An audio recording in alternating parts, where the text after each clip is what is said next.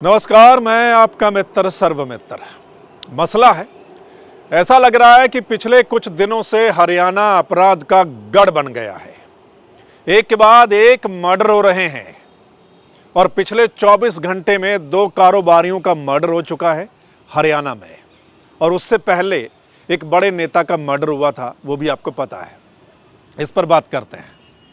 और ऐसा लग रहा है कि अपराध करने वालों को कोई खौफ नहीं है, कोई डर नहीं है, कोई भय नहीं है। और हम 2 वीडियो भी आपको दिखाएंगे। आपको पता है कि कुछ दिन पहले ही इनेलो के प्रदेश अध्यक्ष नफे सिंह राठी का मर्डर हुआ था, और वो भी दिन दहाड़े, जब वो अपनी गाड़ी से कहीं जा रहे थे अपने कुछ साथियों के साथ, तो उनकी गाड़ी पर ताबड़तोड़ गोलियां बरसाई गई, जिसमें उनकी और उनके एक साथी की जान चली गई थी।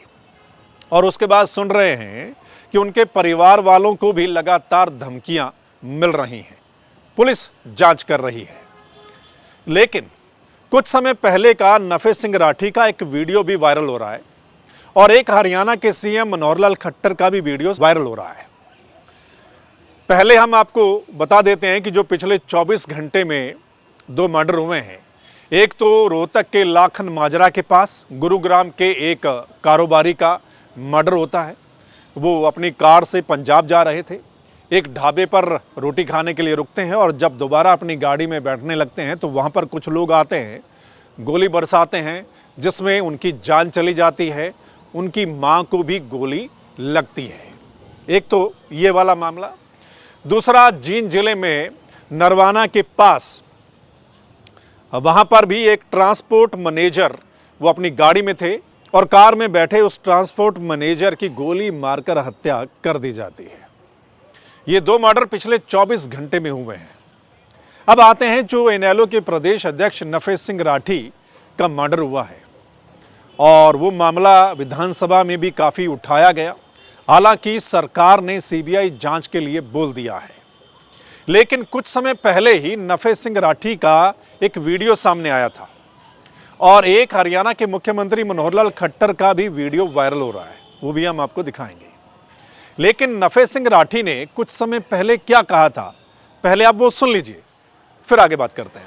मैंने माननीय मुख्यमंत्री को 2 बार लिखित में एप्लीकेशन दी है कि मेरे को भी सिक्योरिटी दी जाए।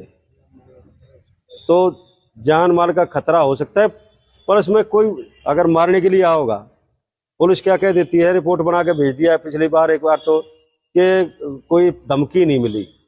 क्या कोई मारने के लिए आया होगा, अटैक करने के लिए आया होगा, तो पहले धमकी देनी जरूरी है क्या? वैसे भी कर सकता है।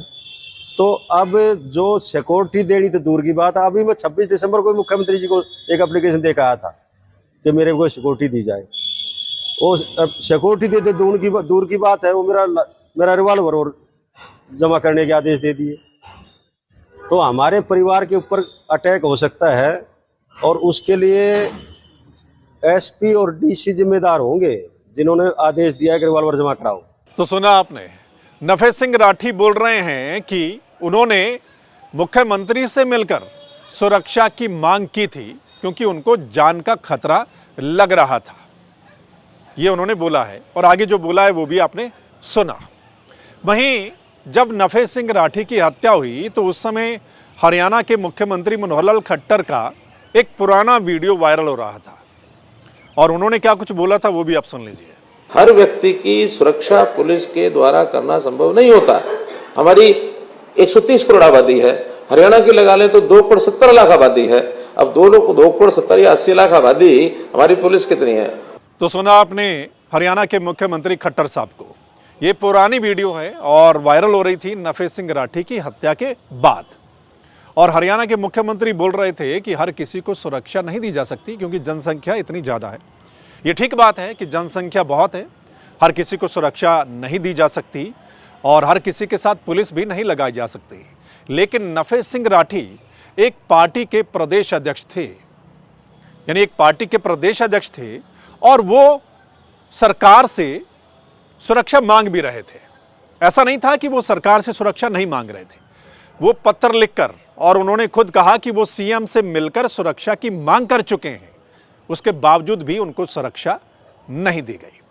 और दूसरा होता है कि बेशक हर किसी को सुरक्षा नहीं दी जा सकती, हर किसी के साथ पुलिस नहीं लगाई जा सकती, लेकिन जो माहौल होता है वो बड़ा वर्क करता है कि माहौल कैसा है, जो अपराधी हैं क्या उनको कोई डर, खौफ, भय है या नहीं है, और वो माहौल कैसे बनता है वो आपको पता है और सरकार को भी पता है।